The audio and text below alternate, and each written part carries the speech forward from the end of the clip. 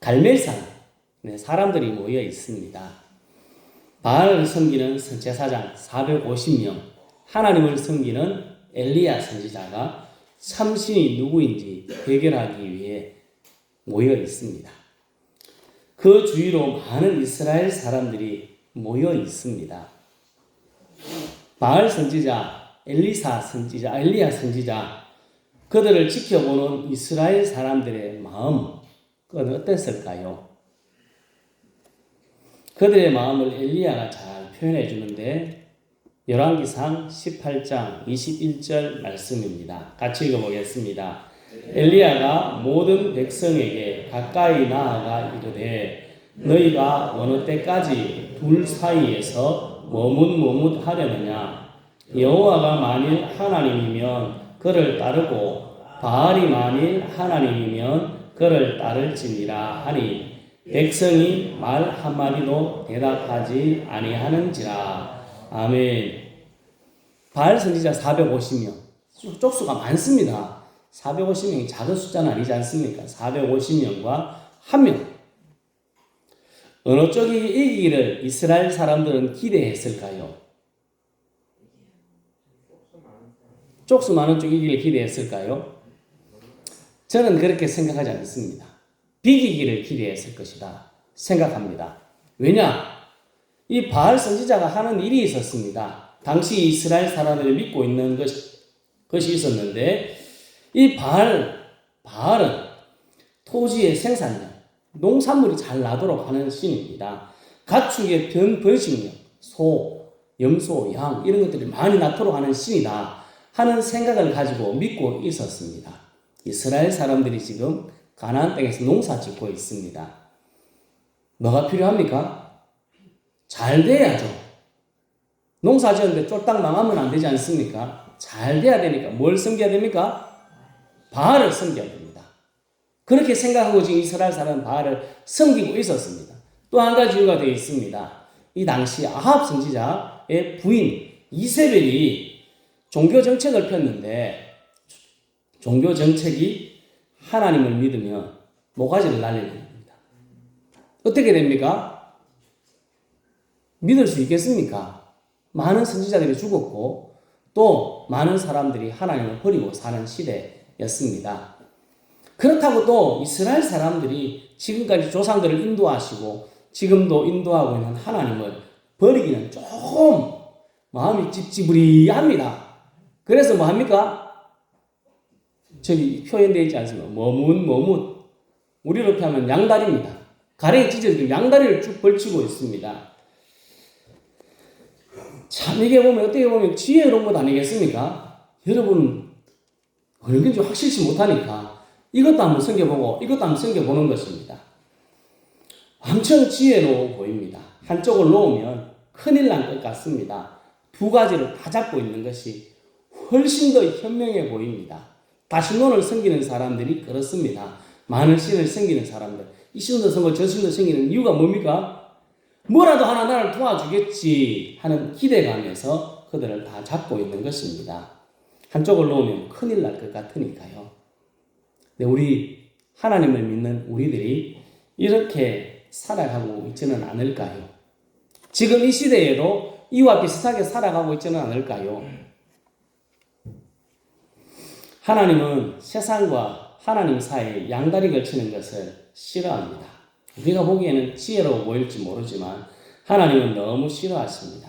십계명에 너는 나 외에는 다른 신을 내게 두지 말라 말씀합니다. 내 눈앞에 다른 것 두지 마라. 그렇게 이해하는 겁니다. 우리는 한 가지만을 선택해야 됩니다. 양다리 걸친 사람, 좋아하는 사람 있습니까? 내 남자가 두 여자를 만나고 있다면 눈을 확 뽑아버려야 됩니다. 그게 맞지 않겠습니까? 두들기 패든지 해야 됩니다. 가랭이를 막 찢든지 그래야 성이 풀리지 않습니까? 하나님도 마찬가지입니다.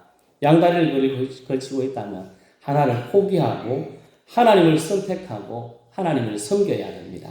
성도 여러분, 우리의 모습을 한번 돌아봐야 합니다.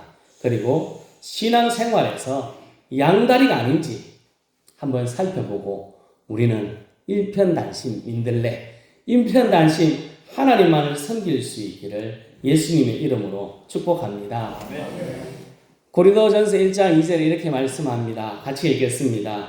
고린도에 있는 하나님의 교회 곧 그리스도 예수 안에서 거룩하여지고 성도라 부르심을 받은 자들과 또 각 처에서 우리 주 곧 그들과 우리의 주 되신 예수 그리스도의 이름을 부르는 모든 자들에게 아멘. 우리는 어떤 사람인지 사도 바울이 제일 처음 편지를 보내면서 이야기합니다. 우리는 예수님 안에서 거룩하여진 성도 그리고 각 처에서 예수님을 부르는 사람이라고 소개합니다.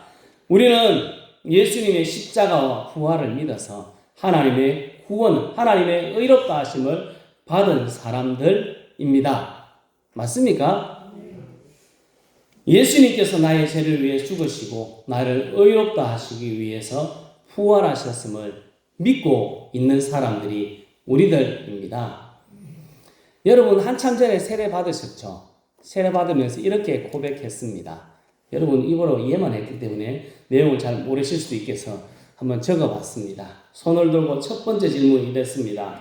그대들은 하나님 앞에 죄인인 줄 알며 당연히 그의 진노를 받을 만하고 그의 크신 자비하심에서 구원 얻은 것밖에 소망이 없는 자인 줄 아십니까? 그럼 뭐라 그랬을까요? 예, 아니면 아멘 했습니다. 두 번째 질문이 이렇습니다. 같이 읽어보실까요? 그대들은 주 예수 그리스도가 하나님의 아들 되심과 죄인의 구주 되시는 줄을 믿으며 복음에 말한 바와 같이 구원하실 이는 오직 예수뿐이신 줄을 알고 그를 받으며 그에게만 의지하시겠습니까? 아멘. 우리 이렇게 대답했습니다.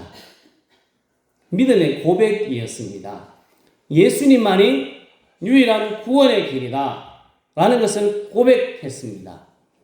우리는 예수님만이 유일한 구원이라는 사실을 지금도 믿고 계십니까? 대답이 좀 시원찮습니다. 우리는 예수님만이 유일한 구원, 단 한 가지의 구원의 길이다 하는 것을 우리는 굳게 믿고 살아가야 합니다. 성도 여러분, 우리 구원의 유일한 길은 예수님밖에 없음을 인정하고 예수님만으로 구원을 얻고 천국 백성 되었음을 확신하며 하루하루 살아갈 수 있기를 예수님의 이름으로 축복합니다. 오늘 말씀 10절도 같이 읽어보겠습니다. 내게 주신 하나님의 은혜를 따라 내가 지혜로운 건축자와 같이 틀을 닦아두매 다른 이가 그 위에 그러나 각각 어떻게 그 위에 세울까를 조심할지니라. 아멘. 사도 바울이 이야기합니다. 나는 건축자가 되어서 틀을 닦아두었다. 틀을 닦아두었는데 이 틀은 무엇이라고 할까요? 11절에 이 닦아둔 것 외에 능히 다른 틀을 닦아둘 자가 없으니 이 틀은 곧 예수 그리스도라. 아멘. 이 틀은 예수 그리스도입니다. 예수님이 나를 위해 죽고 나를 위해 부활했음을 믿는 것이 신앙의 기초, 신앙의 터입니다. 다시 한 번 더 묻겠습니다. 예수님만으로 구원을 얻고 천국 백성 된 것이 맞습니까? 예수님만으로 구원 얻고 천국 백성 되었다는 것을 확신을 가지고 우리들이 살아가야 합니다. 구원의 길은 딱 하나, 예수님밖에 없습니다. 이렇게 이야기하고 나면 조금 있다가 이렇게 이야기합니다. 뭐라고요? 그래도 뭐가 필요합니까? 내가 잘 살아야지. 내가 못 사는데 내가 천국 가겠나? 이게 우리들의 생각입니다. 금방까지 뭐라고 했습니까? 뭘로 구원받습니까? 예수님만으로 구원받습니다. 그래 놓고 다시 한마디 합니다. 그래도 우리가 뭘 해야 안 되겠나? 내가 잘 살아야지. 신앙생활 있다고 하는데 되겠나? 나는 천국 못 간다. 이렇게 이야기하시는 분들이 우리 가운데 많습니다. 그래도가 필요하지 않습니다. 오직 예수님으로 구원받습니다. 예수님이면 구원에 충분합니다. 예수님 한 분만으로 구원받기에 만족하면 됩니다. 우리의 구원은 예수님만으로 충분하고 예수님만으로 만족합니다. 이 예수님의 사랑에서 우리를 끊을 수 있는 것은 아무도 없습니다.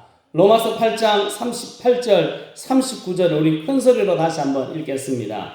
내가 확신하노니 사망이나 생명이나 천사들이나 권세자들이나 현재일이나 장래일이나 능력이나 높음이나 깊음이나 다른 어떤 피조물이라도 우리를 우리 주 그리스도 예수 안에 있는 하나님의 사랑에서 끊을 수 없으리라. 아멘. 우리가 구원에 보태야 될 게 없습니다. 우리가 뭘 해가지고 구원받느냐? 그렇지 않습니다. 예수님이면 충분합니다. 예수님이 우리를 딱 잡으셨습니다. 여기서 놓고 끊을 사람이 세상에 무엇도 없습니다. 예수 믿는 우리는 분명하게 하나님의 백성, 천국의 백성, 천국의 시민 되어서 천국으로 인도받습니다. 이 확신 속에서 분명히 서야 합니다. 그래도 이 말은 퍼뜩거려야 됩니다. 그래도 그런 말은 없습니다. 우리는 예수님만으로 구원받는다 하는 이 사실에서 흔들리면 안 됩니다. 분명하게 예수님으로만 구원받습니다. 여러분, 예수님 믿습니까? 예수님 믿습니까? 예수님이 십자가에 죽으시고 우리를 위해 죽으시고 우리를 위해서 부활하셨음을 믿습니까? 그렇다면 우리는 천국의 백성입니다. 중간에 나가리 되는 일이 없습니다. 다른 데로 빠지는 경우도 없습니다. 우리는 분명하게 이것에서 흔들리면 안 됩니다. 그렇다면 예수 믿어 구원 얻은 우리, 구원의 확신을 가진 우리는 이제 어떻게 살아가면 좋을까? 이 뒤의 일은 구원받는 일이 아닙니다. 구원받는 일이 아니고 어떻게 살아가야지 하나님의 상을 받을 수 있을까 하는 것입니다. 어떻게 살아가는 것이 맞을까? 기초를 다시 닦는 것이 아니라 집을 세워가는 것입니다. 10절 말씀을 다시 읽겠습니다. 내게 주신 하나님의 은혜를 따라 내가 지혜로운 건축자와 같이 틀을 닦아두매 다른 이가 그 위에 세우나 그러나 각각 어떻게 그 위에 세울까를 조심할지니라. 아멘. 터는 예수님으로 다 됐습니다. 다른 거 필요 없습니다. 그 위에 우리들은 믿음을 세워가는 것입니다.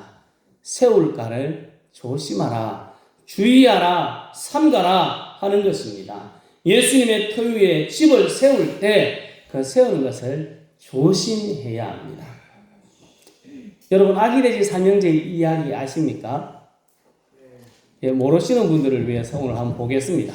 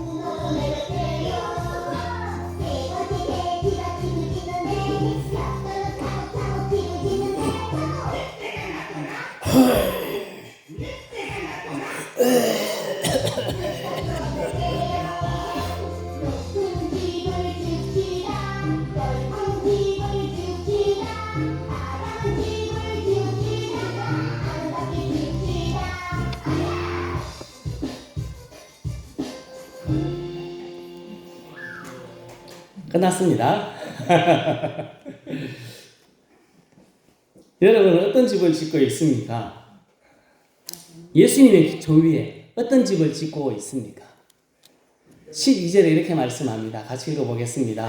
만일 누구든지 금이나 은이나 보석이나 나무나 풀이나 짚으로 이 터 위에 세우면, 집을 짓는 재료들이 6가지가 나옵니다. 금, 은, 보석, 나무, 풀, 집.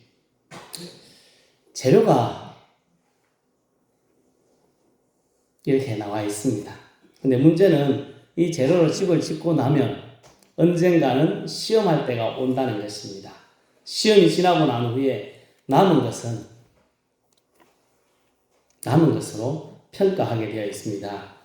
여러분 어떤 재료로 집을 짓고 있습니까? 금으로 짓고 있습니까? 우리 기대치입니다. 예, 금으로. 보석이 더 나은데 더 비싼 것 같은데 다이아몬드가 더 비쌀까요? 어쨌든 어떤 재료를 짓고 있느냐? 신앙심 좋은 남자 한 사람이 돌덩이를 들고 산꼭대기에 올라갔습니다. 기도하기에 적당한 자리를 발견하고 돌덩이를 딱 놓고 두 손을 올려놓고 신앙심 좋다는 이 남자는 소리 높이 기도합니다. 주여! 믿습니다. 이 돌덩이가 금덩이가 될 줄로 믿습니다. 그렇게 해주신다면 예배당을 꼭 짓겠습니다. 예배당 짓고 남은 돈으로 선교사 파송을 위하고 모든 것은 헌금하겠습니다. 주여 믿습니다. 이 돌덩이가 금덩이가 될 줄을 믿습니다. 주여! 신앙심 좋다는 남자 땀을 뻘뻘 흘리며 2-3시간을 기도했습니다. 2-3시간 기도하고 나서 눈을 한쪽 눈을 떴습니다. 어떻게 됐을까요? 금덩어리 됐으면 얼마나 좋았겠나마는 돌덩어리였습니다. 그러자 신앙심 좋다는 남자가 이렇게 말합니다. 내가 이럴 줄 알았다니까. 쇠가 빠지게 기도했는데 나가리 됐습니다.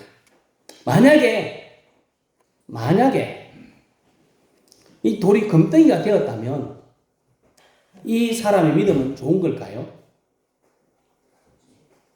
금이나 은이나 보석으로 집을 지은 것일까요? 기적이 나타나고 은사가 막 나타납니다. 기도하면 병든 사람이 낫습니다. 방언도 술술술 합니다. 이러면 금이나 은이나 보석으로 지은 집일까요? 우리는 다 그렇게 생각합니다. 아마도 그럴 거다. 마태복음 7장에 보면 이렇게 말씀하셨습니다. 주여 주여 하면서 선지자 노릇하고 귀신 쫓아내고 권능도 행했습니다 라고 말할 때 우리 주님이 뭐라고 말씀하셨을까요? 불법을 행하는 자들아 내게서 떠나가라 하는 안타까운 이야기를 들었습니다. 그러면 금, 은, 보석으로 짓는 것과 나무, 풀, 짚으로 짓는 그 차이점이 무엇일까요? 2022년 종교 인구 조사를 했습니다. 당신의 종교는 무엇입니까? 라고 물었습니다. 개신교가 20%, 불교가 17%, 천주교가 11%, 종교가 없습니다 하는 사람이 51%였다고 합니다. 여기 종교 인구라는 말이 중요합니다. 교회 가는 사람, 절에 가는 사람, 성당에 가는 사람이 그렇다는 것입니다. 예수님을 잘 믿는 사람이 아니고 삐리하게 믿어도 괜찮습니다. 믿음이 엄청 좋은 사람도 있고 나빠도 괜찮습니다. 너 종교가 뭐냐? 라고 물은 것입니다. 절에 1년에 한 번 가도 사람들은 뭐라 그럴까요? 종교를 뭐라 그럽니까? 불교라고 합니다. 저는 1년에 2번 이상 가는데 나는 절에 내가 더 많이 가는데 나는 저 교를 불교를 안 가는데 그 사람 한 번 가고도 불교라고 그럽니다. 교회 1년에 한 번 나옵니다. 그리고 옆에 친척 중에 저같이 목사가 있습니다. 그러면 그 사람이 종교는 뭐라 그럴까요? 기독교라 그럽니다. 이런 사람들이 종교 생활하는 사람들입니다. 교회 몇 번 와주고 어디 몇 번 가주고 예배 몇 번 와주는 것, 그냥 가주는 사람, 그 사람을 종교 생활하는 사람이라고 말합니다. 신앙생활, 믿음 생활은 다릅니다. 신앙생활, 믿음 생활은 완전히 다릅니다. 믿음으로 살아가는 사람들입니다.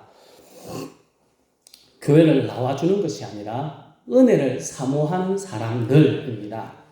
저는 교회에 와서 저희 믿음의 선배들, 우리 교회 선배들의 이야기를 들었습니다. 우리 교회 어른들의 신앙의 모습 이야기를 들었습니다. 특별히 우리 배영수 장로님의 모친 되시는 장항림 집사님의 이야기를 참 우리 박의용 장로님 저한테 많이 주셨습니다.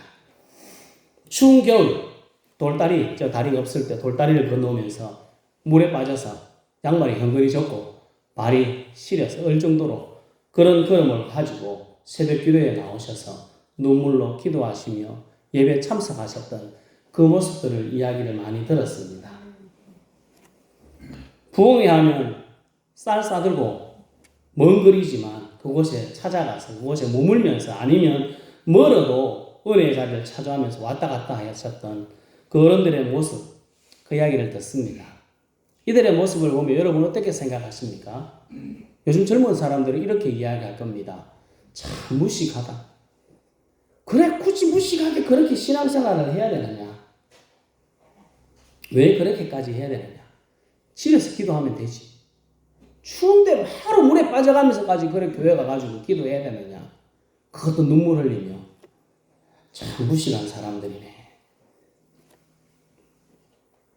여러분도 그렇게 생각하십니까? 굳이 추운 겨울 물에 빠져가면서 동상 걸려가면서 교회에 와야 했을까요? 그분들은 교회에 오셔야 했습니다. 이유는 간단합니다. 무식해 보이지만 그것이 살 길이라 생각했기 때문에 그렇습니다. 예수님 앞에 하나님만이 살 길이라고 생각하고 은혜 아니면 살아갈 수 없다고 생각했기 때문에 사람들이 보기에 미련하고 무식하게 보였지만 꿋꿋하게 교회에 나오셔서 예배 참석하시고 눈물로 기도하셨습니다. 그 믿음 때문에 우리가 이 자리에 지금 있게 되는 것 아니겠습니까? 은혜 아니면 살 수 없어서 은혜를 사모하고 은혜의 자리를 사모하고 찾아 나오는 것이 신앙생활입니다. 신앙생활, 믿음 생활은 예수님만이 우리의 모든 것이라고 고백하고 믿음으로 한 걸음 한 걸음 살아가는 것입니다. 우리가 서 있는 모든 곳에서 예수님을 부르는 것입니다. 예수님을 생각하며 순간순간 살아가는 것이 신앙생활, 믿음 생활입니다.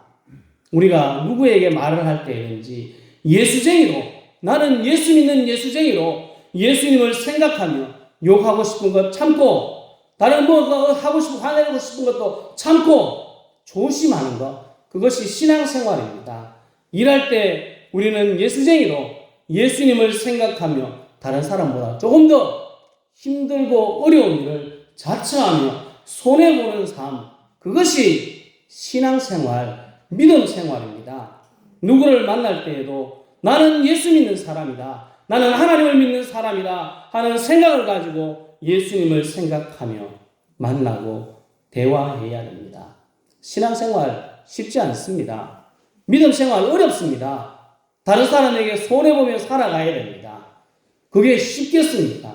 믿음으로 살아가는 것이 진짜 힘드니까 교회에 나와서 눈물 흘리며 기도할 수밖에 없는 것입니다. 하지만 그것에 비해서 종교생활은 편합니다. 교회에 한번 와주면 됩니다. 와가지고 내 지갑에 1,000원짜리 하나 꺼내서 봉투에 넣고 헌금함에 넣으면 됩니다. 그리고 교회 생활 다 했다고 이야기하면 됩니다. 나머지 시간들은 예수쟁이인지 이 사람은 교회 다니는 사람인지 세상 사람인지 구분도 안 될 정도로 살아가는 삶, 그 사람이 종교생활하는 사람들입니다. 그러나 분명한 것은 심판의 때, 조사할 때 우리의 공적, 우리의 행위를 밝힐 때가 있다는 것입니다. 불로 다 태웁니다. 우리의 신앙생활은 무엇이 남을까요? 여러분의 신앙생활은 어떤 것이 남을까요? 나무, 풀, 집 다 타고 나면 재만 속히 남아있을까요? 아니면 금, 은, 보석으로 지은 번듯한 것이 남아있을까요? 우리는 지금 쉬운 신앙생활을 하며 만족하고 있지는 않습니까? 힘들고 어렵지만 신앙생활을 하며 주님을 의지하고 주님을 찾고 구하고 있습니까? 성도 여러분, 예수님의 기초 위에 무엇을 세우고 있습니까? 종교생활을 하고 있다면 빨리 그것을 던져버리고 신앙생활, 믿음생활로 주님의 은혜를 기대하고 주님을 의지하고 주님을 바라보며 우리의 삶을 절제하고 조심하며 늘 예수님을 찾고 주님의 뜻을 따라 살기를 힘쓰는 우리 모두가 될 수 있기를 예수님의 이름으로 축복합니다. 아멘. 힘들지만 신앙생활을 잘하여서 금, 은, 보석으로 우리의 공적, 우리의 행위를 잘 세워서 주님 앞에 섰을 때 우리가 행한 일을 보이며 상을 받고 하나님의 칭찬을 받을 수 있기를 예수님의 이름으로 축복합니다. 아멘.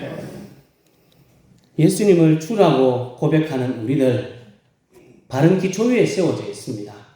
예수님 한 분이면 우리는 구원받기에 충분합니다. 다른 것을 보태거나 더할 필요가 없습니다. 이제 우리는 예수님의 기초 위에 바른 집을 세우기 위해 힘써야 합니다. 종교 생활이 아니라 신앙생활, 믿음 생활을 해야 됩니다.